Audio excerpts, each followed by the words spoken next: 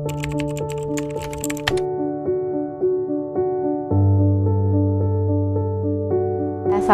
warahmatullahi wabarakatuh. Perkenalkan saya Dini Windu Asih dari Brebes Mili.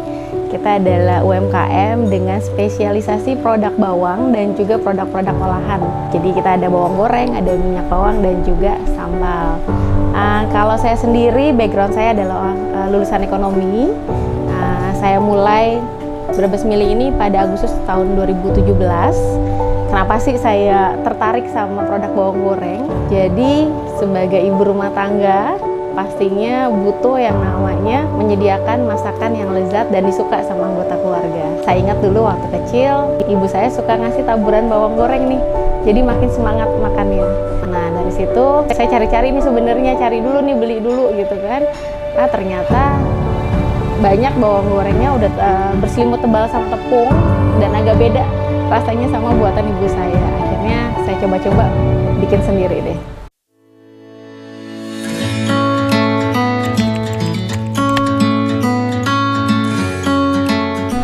Oke, jadi bedanya bawang goreng Brebes Mili dengan bawang goreng yang ada, bawang goreng Brebes Mili ini kita hanya pakai bawang merah dari Brebes.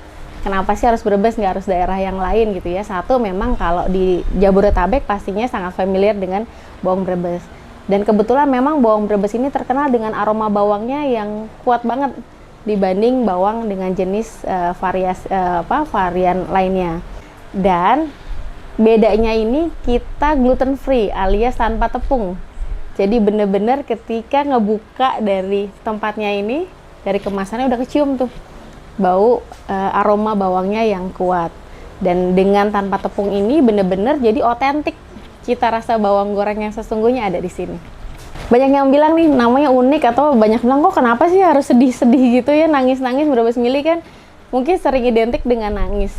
Ya memang betul sih, kalau dari bahasa Jawanya itu artinya air mata yang mengalir. Filosofinya itu adalah kita pengen lewat bisnis ini menjadi rezeki yang berkah yang mengalir terus. Jadi memang ada 3 sih. Satu memang dari filosofinya. Kedua ini biar orang gampang inget, oh produknya bawang goreng, lalu ada minyak bawang, ada sambal gitu ya. Mereka mikirnya nangis. Nah iya memang kita nggak pengen konsumen nangis lagi buat dapetin bawang goreng, minyak bawang yang enak. Terus ketiga memang hanya menggunakan bawang dari Brebes. Jadi inget nih, oh Brebes Mili bahasa Jawa ada Brebes-Brebesnya. Bawang goreng ini udah uji lab ini bisa 12 bulan. Kalau minyak bawangnya ini di 18 bulan. Sekarang kan kita udah menjual ini kan baik B2C maupun juga B2B ya. Yang ini kan kita nggak bisa main hari ini dapat bawangnya mahal banget, akhirnya kita jual dengan mahal. Ini nggak bisa nih, konsumen bisa protes. Apalagi dengan supermarket atau B2B lainnya, ini kita harus punya perjanjian dulu. Minimal mereka minta 1 minggu sebelumnya untuk pergantian harga. Jadi memang pada saat harga bawang tinggi pun paling kita yang mengalah, profitnya tergerus, sementara kita tetap ngasih harga yang sama kepada konsumen tanpa mengurangi berat isinya. Jadi dengan konsumsi produk pangan olahan, konsumen bisa lebih dapat harga yang lebih stabil ya? Betul, harga lebih stabil, waktu lebih efisien, jadi nggak perlu lama-lama nyiapin ya. Ya ini luar biasa, ini surprise kejutan buat kami. Brebes Mili mendapatkan penghargaan seindah ini buat kami tahun 2023 tahun lalu, dan saya baru bergabung dengan BI ini tahun 2022 akhir. Jadi waktu itu lolos kurasi menjadi anggota IKRA, Industri Kreatif Syariah Indonesia. Memang dari situ tuh mulainya jalurnya yang syariah seperti itu. Alhamdulillah jadi binaan BI ini luar biasa banyak manfaatnya, terutama akses-aksesnya nih. Dari pendampingannya, pelatihannya, aksesnya bener-bener ngerubah mindset saya sebagai pengusaha UMKM yang kalau bisa ke depannya nggak terus UMKM, tapi bisa menjadi korporasi yang besar yang bisa bermanfaat lebih banyak lagi gitu. Nah inovatifnya ini seperti ini, karena kita di Brebes Mili ini punya produk inovatif nih. Ini ada, kita punya minyak bawang merah dan minyak bawang putih. Ini adalah zero waste innovation kita dari bawang goreng. Jadi ini memang hasil dari proses produksi bawang. Biasanya kan orang pakai bawang, minyaknya itu diulang-ulang terus ya, digoreng-goreng terus gitu, sampai akhirnya hitam dan akhirnya dibuang. Dulu kita melakukan hal yang sama, tapi sekarang tidak lagi. Karena kita melihat dan adanya permintaan kalau minyak bawang ini enak buat dipakai masakan lagi. Jadi kayak seperti parfum masakan. Terus kita juga punya nih bawang putihnya ini kita juga punya model yang kram seperti ini. Jadi yang remah-remah. Ini sebenarnya ini proses dari pilihan ya. Sudah kita saring bawangnya. Ini seharusnya awalnya jadi limbah. Tapi ternyata banyak manfaatnya juga.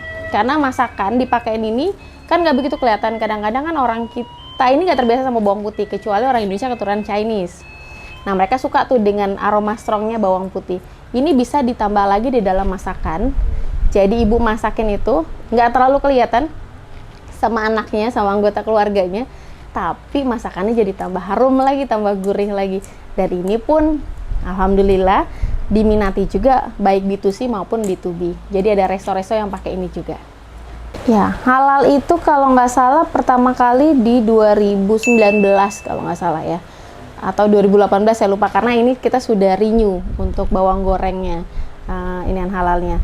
Tentu ini punya sertifikasi halal. Kita sebagai pelaku usahanya, kebetulan kami adalah muslim, memang kami pengen menyajikan produk yang aman dikonsumsi. Dan sebagai muslim kan kita wajib memilih produk-produk yang halal. Artinya tidak sekedar aman dikonsumsi, tapi nyaman juga. Kita tidak ada lagi keraguan untuk mengkonsumsinya. Dan bisa dibilang Indonesia ini pangsa pasar terbesarnya adalah muslim. Artinya memang para pengusaha makanan ini harusnya memang memiliki sertifikasi halal karena untuk dapat target marketnya. Dan sekarang juga ternyata saya lihat sudah banyak juga yang pengusaha-pengusaha non muslim juga mereka sudah aware juga. Karena itu tadi pangsa pasarnya adalah pangsa pasar muslim yang terbesar. Jadi wajib deh halal. Jadi otomatis ketika sudah ada sertifikasi halal, menambah kepercayaan dari konsumen. Retail dan juga B2B ya, jadi resto-resto, kafe-kafe itu juga yang utama mereka pasti pertanyakan dulu halal. Karena kan kalau B2B ini kan mereka nggak jual, maksudnya tidak dijual lagi kan, tapi kan ini menjadi bagian dari produk yang mereka hasilkan. Nah itu mereka harus memperlihatkan bahan baku yang mereka gunakan sudah memiliki sertifikasi halal.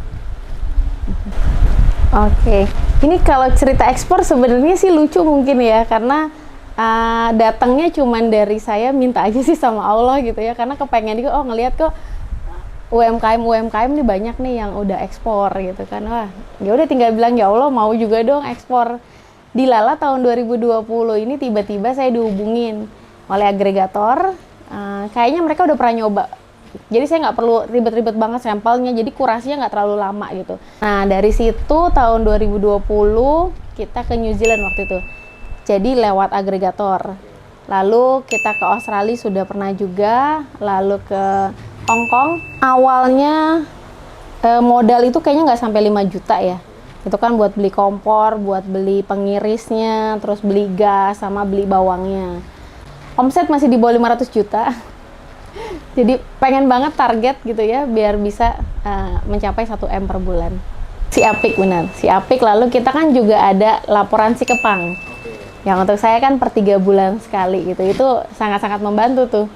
Jadi kita, ya kalau dulu kan ya udah gitu kan. Padahal itu kan sementara kan kita penting nih. Kita berapa sih proporsi kita jual di Jabodetabek atau di luar Jabodetabek, lalu buat ekspor juga, lalu untuk pameran berapa. Itu kan detail tuh dalam laporan si Kepang. Kalau kanal penjualan saya sampai saat ini masih terbanyak lewat offline ya, lewat retail modern. Karena awalnya waktu itu 2018 bulan Maret tuh saya udah mulai masuk ke retail modern. Kebetulan ada temen dulu waktu kerja sama-sama jadi konsultan untuk anak-anak Indonesia mau sekolah di Amerika. Selain itu saya juga mulai jualan online. Tahun 2022 juga tuh mulainya. Kenapa? Karena kalau dulu kan udah dari awal tuh saya udah punya reseller. Nah, saya sementara ya udah kalian aja yang jual online. Jadi saya fokus untuk di supermarket.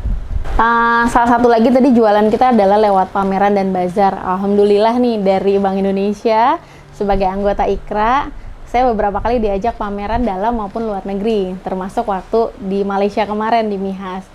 Lalu senjatanya apa nih? Ya udah pakai kris dong. Karena kan transfer juga susah gitu ya. Alhamdulillah udah ada kris, kayaknya mulai kris itu tahun 2023 juga kayaknya deh. Dan itu gampang banget sekarang kan. Terutama anak muda sekarang, bisa dibilang anak muda sekarang, anak Gen Z itu kan di dompetnya kayak jarang ada duit cash deh. Kayaknya mereka modalnya kemana-mana cuma handphone aja kan. Ya udah alhamdulillah, jadi gampang banget lah kalau buat pameran-pameran, dan biayanya kan juga lebih murah dibanding pakai debit kalau nggak salah ya. Challenge-nya ini pastinya kalau kita di bahan baku ya, di bawang gitu ya. Terutama kayak sekarang ini ketika alhamdulillah udah ada exposure gitu ya, baik dari kanal YouTube atau dari Instagram maupun juga TV gitu ya. Jadi makin banyak nih orang yang tahu produk Brebes Mili. Ada yang minta 500 kilo sampai 1 ton per hari gitu, yang wah ini kayaknya saya berenang di antara bawang dan minyak gitu. Jadi pastinya challenge-nya sekarang adalah modal. Bagaimana untuk memenuhi permintaan itu, berarti kita harus meningkatkan kapasitas produksi, di mana berarti harus punya modal juga lebih banyak lagi. Gitu.